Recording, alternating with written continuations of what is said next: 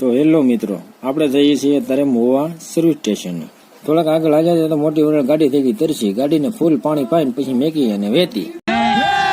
થોડાક આગળ આવ્યા તો એક ટ્રક વાળો સાઈડ નહોતો દેતો, તો અમે એની સાઈડ લઈને જ્યાં ગયા ઘા તો કાતરું મળ્યો હમો મારવા. ભાદરા પૂજા ભાદરા વેટા ચા એક ભાઈ રસ્તામાં મળ્યા. માવો ઠપકારીને પછી હાઈવે પર મૂકી વેતી. કેમ લાગે અમારે તમે રસ્તો અમારો મોવાનો? અહીંયા તો ધીમે ધીમે ઉતરવું પડે એવું છે, નકર તો અહીંયા પીડાય ભેગા સીધા જ બંગાળ ખાલી ભેગા. અમે તો હવે પૂગી ગયા મોવા મહેંદીભાઈ હોપારી વાળાની ન્યા. આ ભાઈ ને અમારે ક્યાંય હક ન થાય. જા જાય અહીંયા કાક ના કાક શાળા કરતો જ હોય. હોપારી જેને બાજરો આવે એની ઘોડે આવે. પછી તો એવો સાથ આપડે તો મફતમાં પછી ઠપકારી લીધો સા.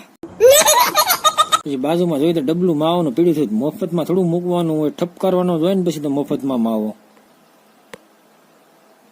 ત્યાંથી પછી આપણે આવી જાય ગાડીના સીધા શોરૂમે. શોરૂમે તો ગાડીનું કીધું કે તમારી ગાડી તો 4:30-5 વાગ્યા સર્વિસ થાય. તો આ તો આપણે તો પછી આવી જાય સીધા જમવા.